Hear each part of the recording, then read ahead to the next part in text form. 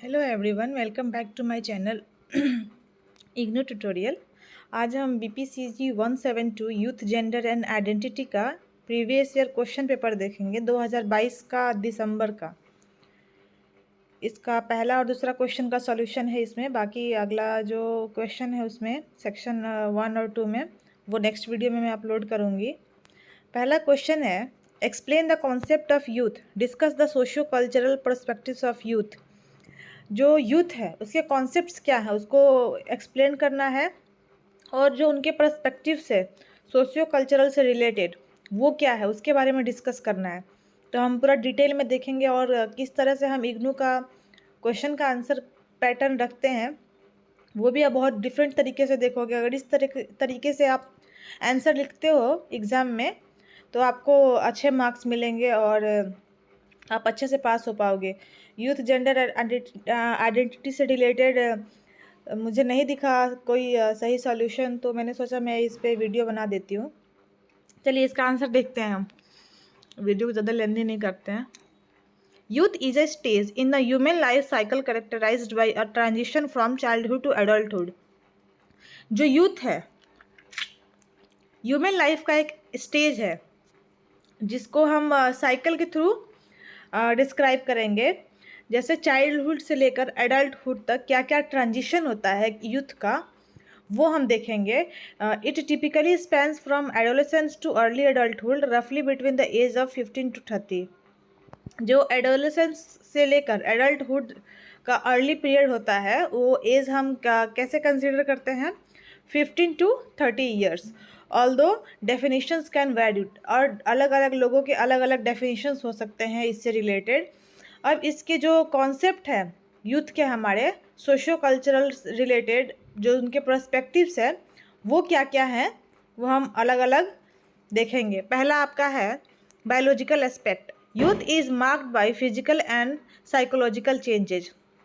हम यूथ को किन किन चीज़ों से पहले मार्क करते हैं, उनके जो फिजिकल है और फिजियोलॉजिकल चेंजेज उससे। जैसे मान लीजिए कि बॉडी का ग्रोथ किस तरीके से हो रहा है, उनके प्यूबर्टी, जैसे जो फीमेल होती है उनके प्यूबर्टीज़ पे क्या चेंजेस दिख रहा है हमें, उनके जो स्पॉट्स हैं उनका ग्रोथ कैसा हो रहा है, हार्मोनल शिफ्ट्स। जैसे जब मैन होते हैं, बॉयज़ होते हैं, वो एडोलेसेंस एडल्ट होने लगते हैं तो उनके बियर्ड आने लगते हैं, अंडर आर्म्स में हेयर्स का ग्रोथ बढ़ने लगता है। तो ये सभी चीज़ें क्या है, फिजिकल चेंजेस बोलते हैं इनको।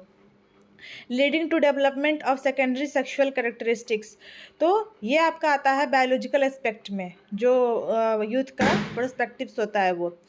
Second one is physiological aspect. अब हम देखेंगे कि फिजियोलॉजिकल एस्पेक्ट क्या होता है। Youth is a time of identity formation, exploration and self discovery. Youth को हम जैसे यूथ का जो पीरियड होता है, जो एज होता है जिसे हम कंसिडर करते हैं कि हाँ ये यूथ है, उसमें क्या होता है उनकी आइडेंटिटी की फॉर्मेशन होती है। वो अपनी जो बातें हैं वो एक्सप्लोर करने करने को इच्छुक होते हैं और ख़ुद को डिस्कवर करते हैं। तो ये सभी क्या है, उनके फिजियोलॉजिकल एस्पेक्ट्स है। फिजियोलॉजिकल चेंजेस दिखने को मिलता है कि वो अपनी आइडेंटिटी को कैसे फॉर्म कर रहे हैं, उसका फॉर्मेशन वो किस तरीके से कर रहे हैं। It's when individual often grapple with question of purpose, values and life goals.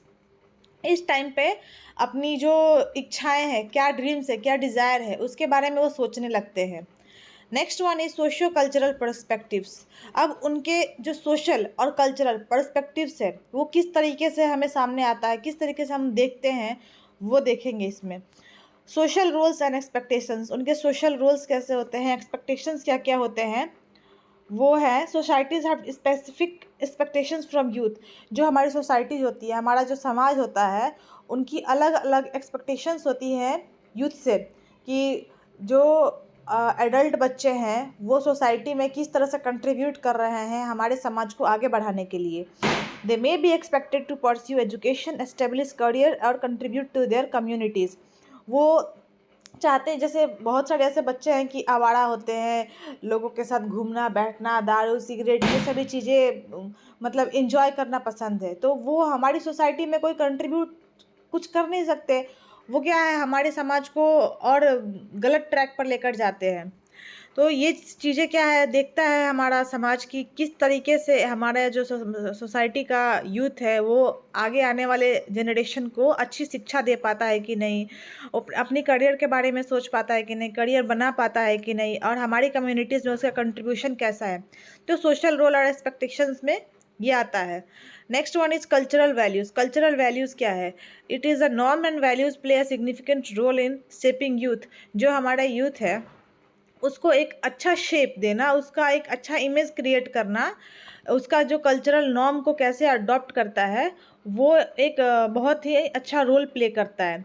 These can include traditional rights of passage, religious belief and cultural practices. जैसे मान लीजिए कि आजकल क्या है, लोग भगवान की मंदिर के सामने से गुजरते हैं और जय राम जी की करके निकल जाते हैं। और पहले क्या था, लोग चप्पल खोलकर मंदिर के अंदर जाते थे, माथा टेकते थे। आज भी है ऐसा, लेकिन बहुत कम लोग हैं जो इस तरीके से मतलब रिचुअल्स को फॉलो करके और तब भगवान की पूजा अर्चना करते हैं।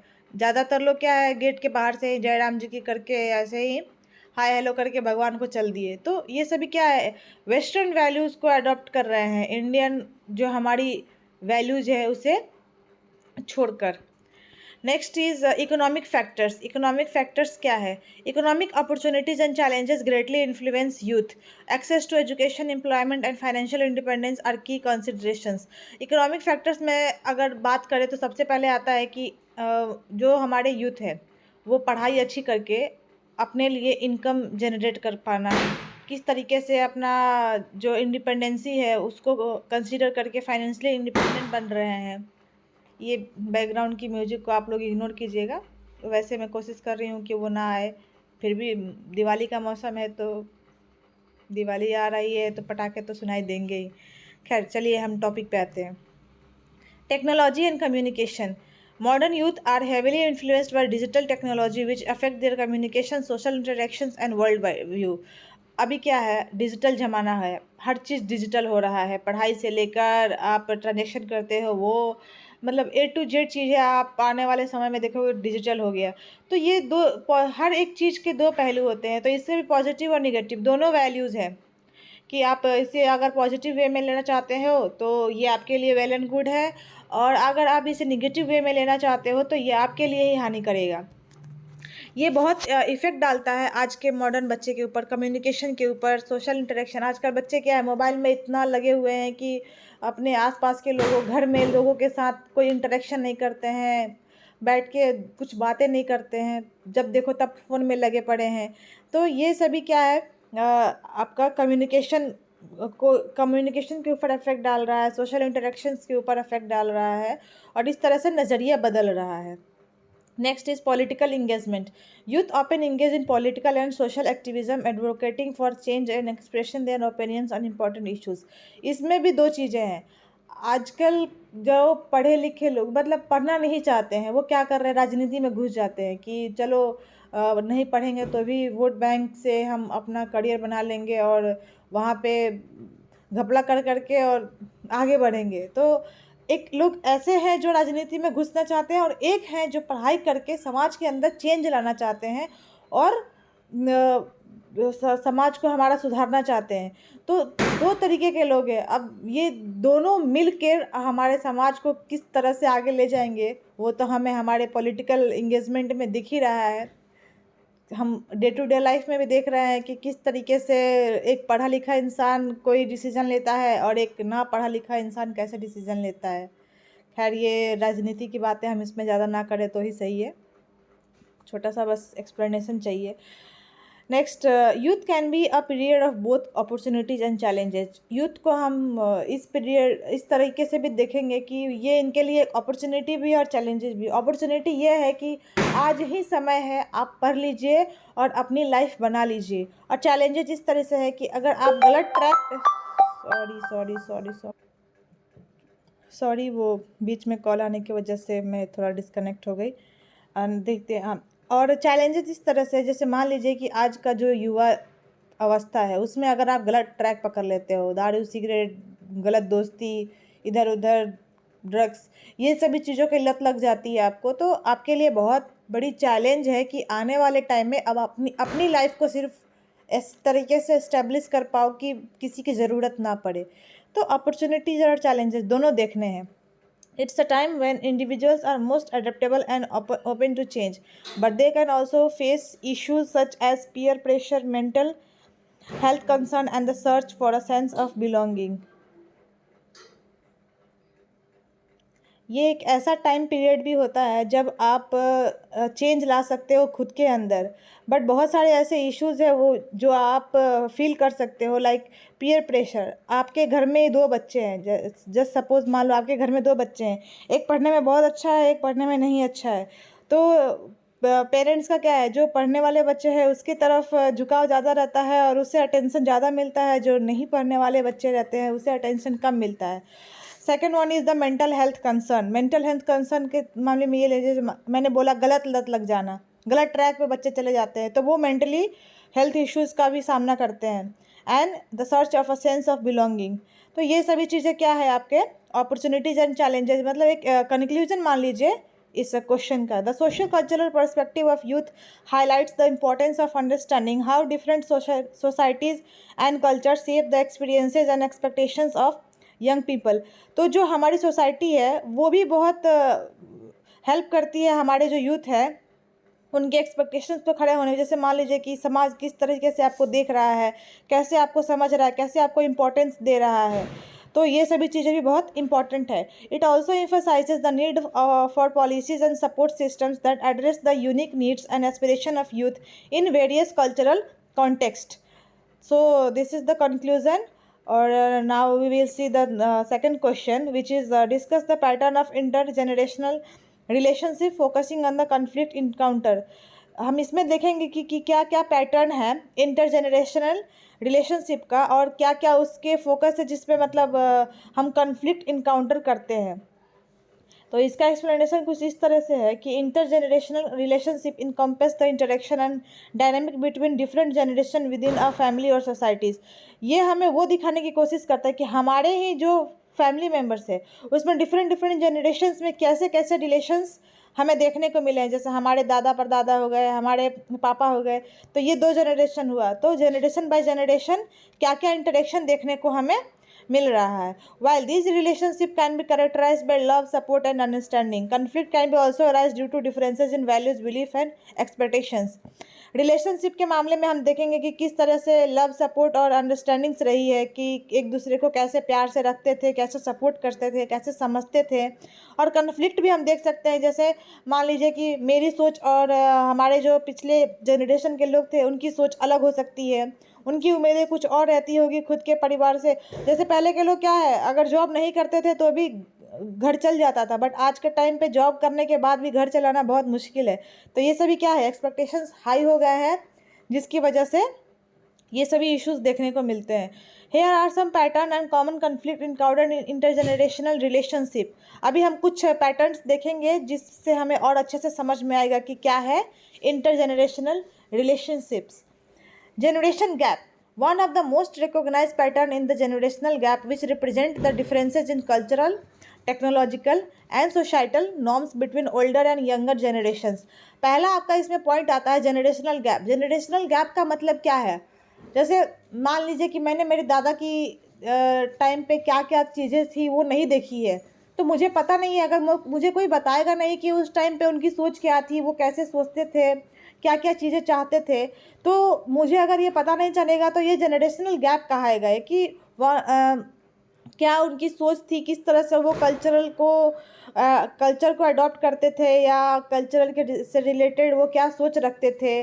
टेक्नोलॉजी के मामले में जैसे मेरे दादाजी के टाइम पे क्या था, एक वो होता था टेली कम्युनिकेशन वाला फ़ोन, जो टेलीफोन होता है ना वो वायर कनेक्शन वाला।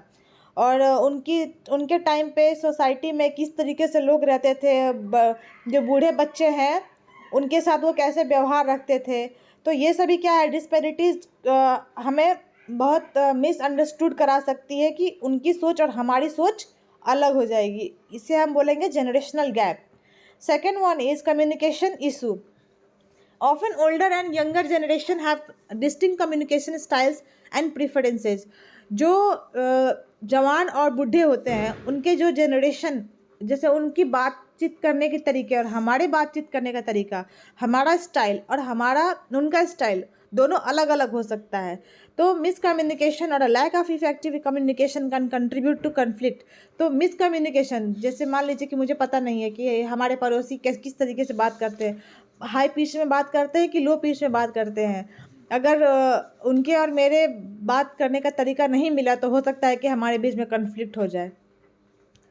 नेक्स्ट इज ट्रेडिशनल और मॉडर्न वैल्यूज। ट्रेडिशनल और मॉडर्न वैल्यूज क्या है? Conflict can arise when one generation holds traditional values and another embraces more modern और प्रोग्रेसिव पर्सपेक्टिव्स। जैसे मान लीजिए कि एक जनरेशन है जो इंडो कल्चर को अपनाना चाहता है और जो हमारा दूसरा जनरेशन है वो वेस्टर्न कल्चर को अपनाना चाहता है, मॉडर्न तरीके से रहना चाहता है। तो इसमें भी हो सकता है कि कन्फ्लिक्ट आ जाए, लड़ाई झगड़े हो जाए।